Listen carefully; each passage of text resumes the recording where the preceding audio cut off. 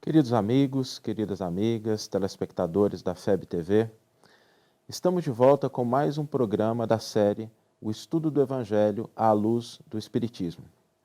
Hoje vamos tratar da origem e estrutura do Evangelho segundo o Espiritismo. Uma obra muito lida, muito estudada e que tem nuances que merecem a nossa atenção, que merecem um estudo mais aprofundado, principalmente em relação à origem da obra e a forma como os capítulos, como Kardec organizou esse livro, muito importante para a nossa doutrina.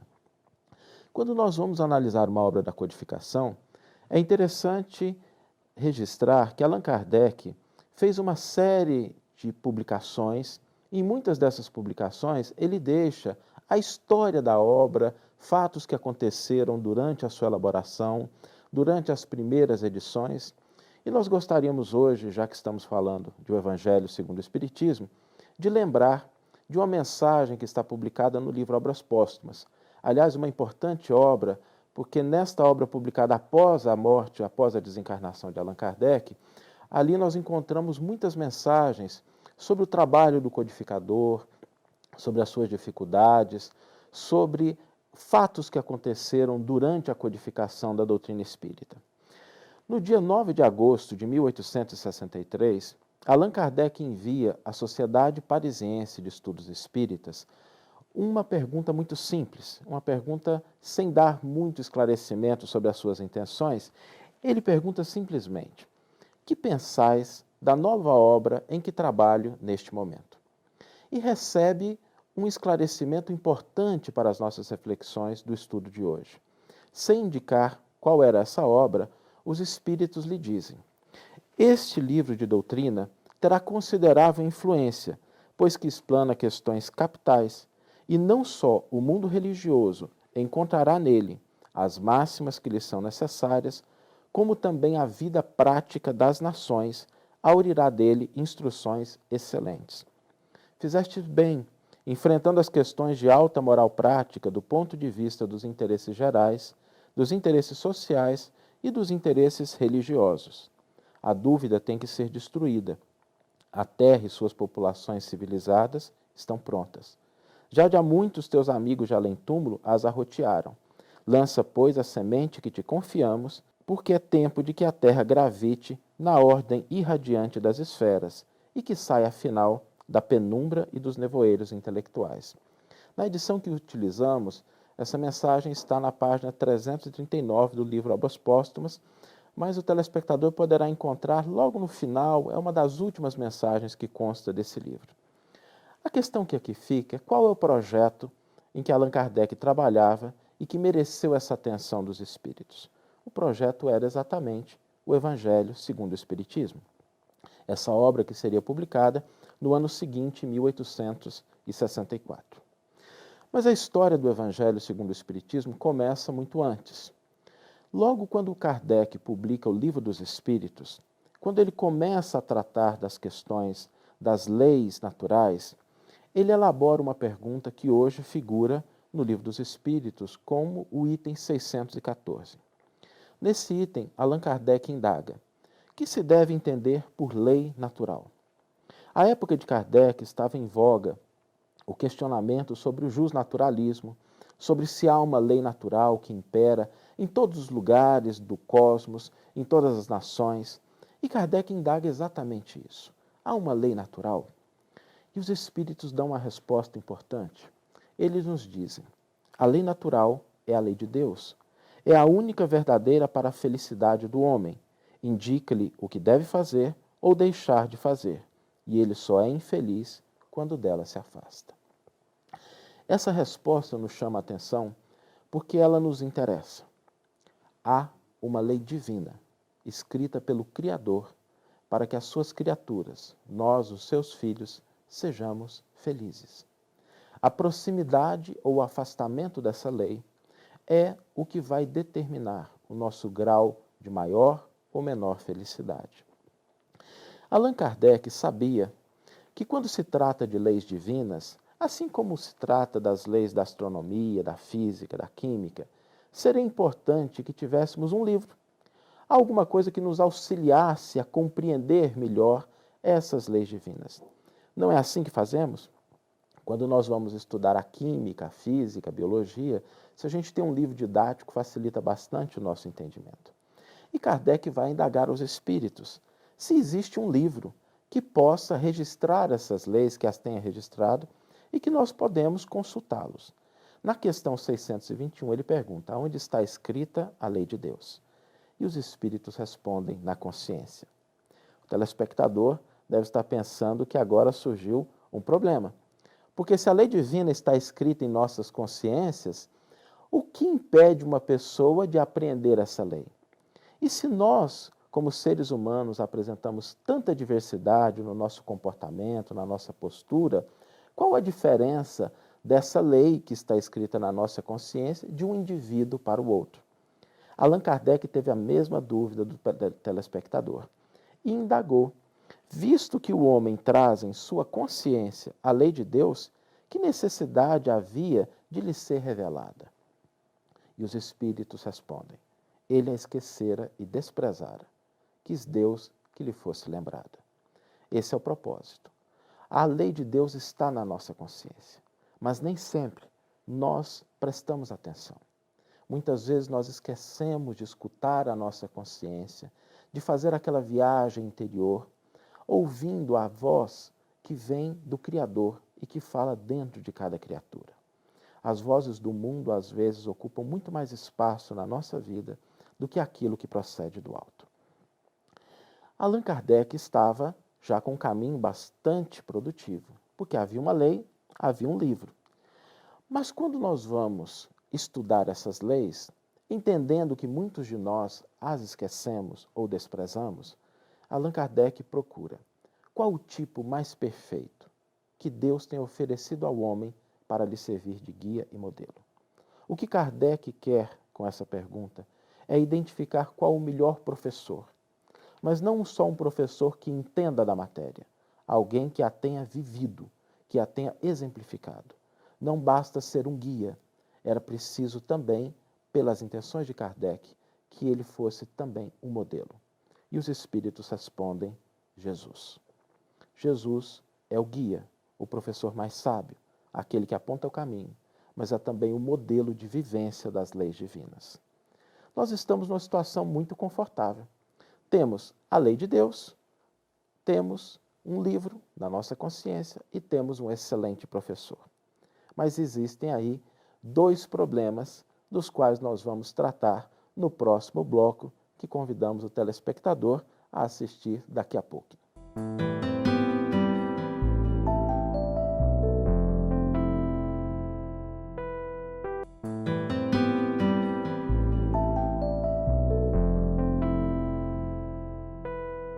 Queridos telespectadores, estamos de volta para o segundo bloco do programa O Estudo do Evangelho à Luz da Doutrina Espírita. Como conversávamos no bloco anterior, nós tínhamos, a partir daquelas 3 perguntas do Livro dos Espíritos, uma situação muito favorável para nós. Porque a partir dessas perguntas, identificamos que há uma lei divina escrita para a nossa felicidade. Que essa lei está escrita em nossa consciência. E nós temos um professor, um mestre, que não só entende dessa lei, mas a vivenciou, que é o nosso mestre Jesus. Só que, como comentávamos, surgem aí 2 problemas. O primeiro deles é que não sei se algum dos telespectadores se recorda de ter estado presente nas aulas que Jesus ministrou na Galiléia de 2000 anos atrás. Quando Jesus esteve encarnado conosco, nem todos nós podemos nos lembrar de lá estar. Acredito que talvez muitos até estivéssemos, mas não sei se a gente estava muito preocupado com a aula do professor, acho que a gente tinha outros afazeres, talvez não achou que era matéria de prova e resolveu deixar para um outro momento. Mas, se nós não temos a possibilidade de ouvir os ensinos de Jesus, nós temos aí a primeira dificuldade. Mas como nós fazemos na nossa escola, o dia que a gente mata uma aula muito importante de uma matéria que depois a gente fica sabendo que nos diz respeito, o que a gente faz? A gente procura aquele amigo mais próximo e pergunta assim: você pode me emprestar o caderno? Você pode me dar suas anotações para eu me inteirar do assunto? E já que a gente não teve oportunidade de participar das aulas, seria de bom alvitre saber se algum amigo fez algum registro que a gente pudesse utilizar. E para a nossa felicidade existem 27 caderninhos, blocos, anotados por aqueles que conviveram com Jesus ou com os seus discípulos mais diretos e que anotaram, registraram a vida do Mestre, os seus ensinos, para que nós pudéssemos apreender essas leis divinas que dizem respeito à nossa felicidade. Esses 27 caderninhos estão no Novo Testamento das nossas Bíblias. Ali nós encontramos essas anotações. Só que aí surge um outro problema.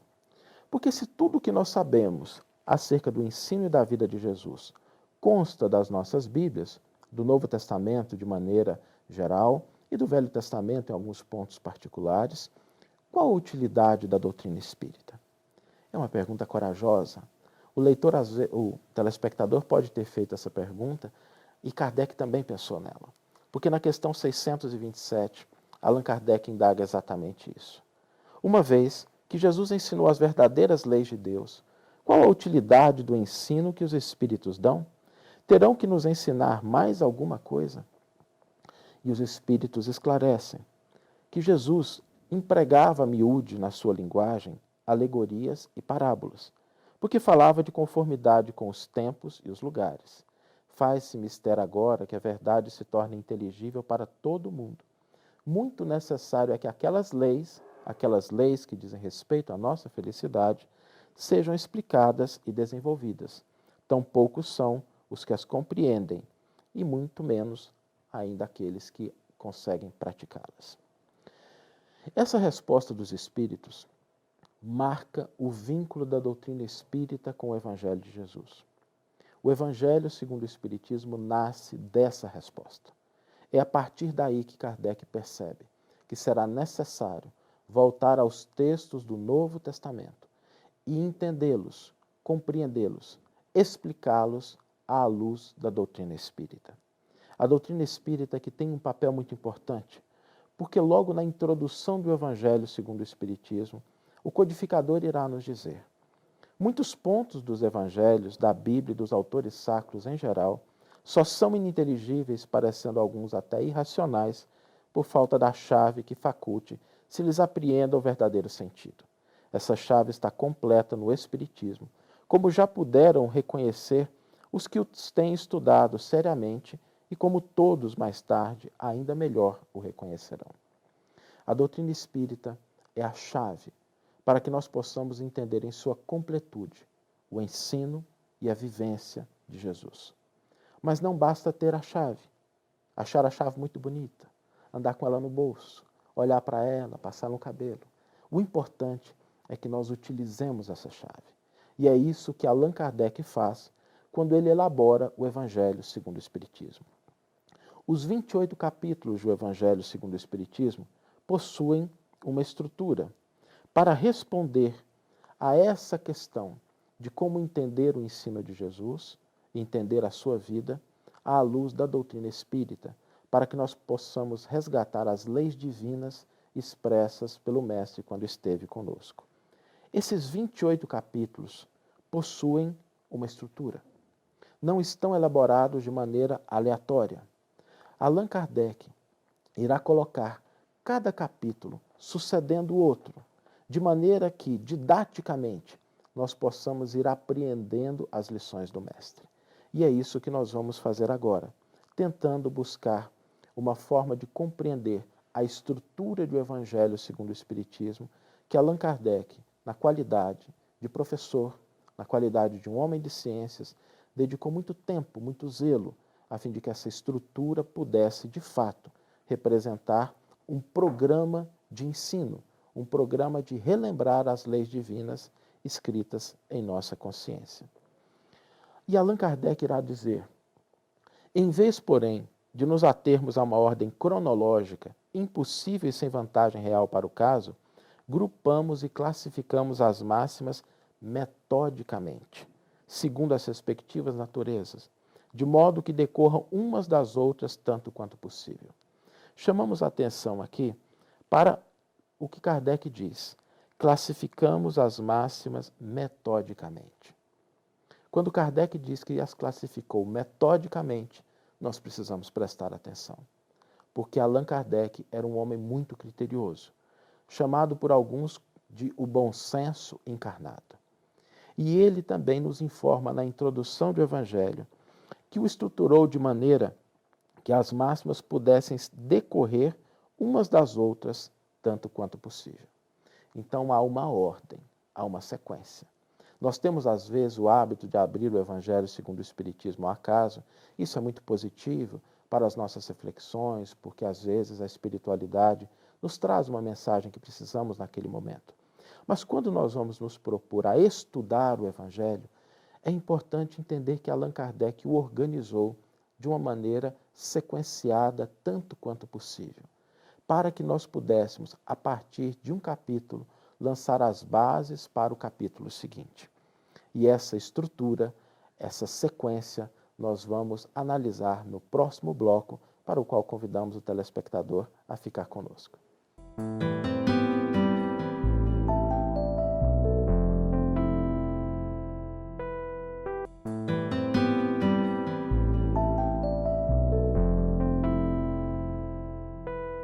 Queridos telespectadores, estamos de volta com o terceiro bloco do programa O Estudo do Evangelho à Luz do Espiritismo. Como falávamos no bloco anterior, Allan Kardec, na introdução do Evangelho segundo o Espiritismo, nos informa que agrupou as máximas de maneira que elas pudessem decorrer tanto quanto possível umas das outras. E agora nós vamos aprofundar um pouco nessa estrutura do Evangelho segundo o Espiritismo. E aqui é importante que façamos um registro. O estudo dessa estrutura tem sido objeto de debates, de diálogos com vários colaboradores, amigos do movimento espírita. Nós temos Haroldo Dutra Dias, Ismael Maia, André Siqueira, a nossa companheira que escreveu um artigo muito interessante nesse livro, Evangelho segundo o Espiritismo, Orientações para Estudo. Ela analisou essa estrutura também, num capítulo intitulado O Evangelho segundo o Espiritismo, Análise da sua Constituição, a nossa companheira Nilza Tereza Pelá, e é a partir desses debates que nós vamos analisar essa estrutura. Não temos aqui a pretensão de oferecer algo definitivo, mas algumas observações que possam nos auxiliar a entender melhor essa obra. O primeiro ponto é que Allan Kardec traz, nos capítulos de 1 a 4, uma contribuição muito importante. Esses capítulos representam a base do Evangelho segundo o Espiritismo. É o entendimento desses capítulos que nos proporcionará os elementos necessários à compreensão dos outros capítulos. Sem o entendimento do não vim destruir a lei, do meu reino não é deste mundo, do há muitas moradas na casa de meu pai e do ninguém pode ver o reino de Deus se não nascer de novo, fica muito difícil a gente entender o ensino de Jesus que às vezes parece se afastar daquilo que nós entendemos como felicidade. Esses capítulos representam a base. Devem ser estudados, meditados, porque sem esse entendimento nós não conseguiremos entender em profundidade os capítulos seguintes. A partir disso, Allan Kardec retoma a questão de número 170 do Livro dos Espíritos, onde nós vamos encontrar a seguinte questão: que se torna o espírito depois da sua última encarnação?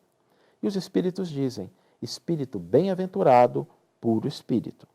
Aí ficou fácil, porque onde é que estão as descrições dos bem-aventurados? Estão em Mateus, capítulo 5. Allan Kardec, a partir dessa resposta, irá trazer para o Evangelho segundo o Espiritismo a análise das bem-aventuranças e dedicará 5 capítulos para a análise desse ensino precioso de Jesus. Os capítulos de número 5 até o número 10 do Evangelho analisarão exatamente essa característica dos espíritos que já atingiram o estado de pureza, que já conseguiram um grau de elevação que não necessitam mais da reencarnação. Podem voltar em missão, podem voltar atendendo a alguma necessidade de espíritos pelos quais eles têm alguma afeição, mas eles próprios já evoluem em outro patamar de experiência. Esses capítulos de 5 a 10, representam o processo de redenção individual, que não é simples. Diga-se de passagem que atingir o estado de bem-aventurado não é algo que possamos fazer de um dia para o outro. Nós não sabemos quanto tempo e quanto esforço isso levará, mas ele pode começar a partir de hoje. E, sabendo dessa dificuldade, Allan Kardec estrutura os capítulos de 11 a 17 para nos orientar.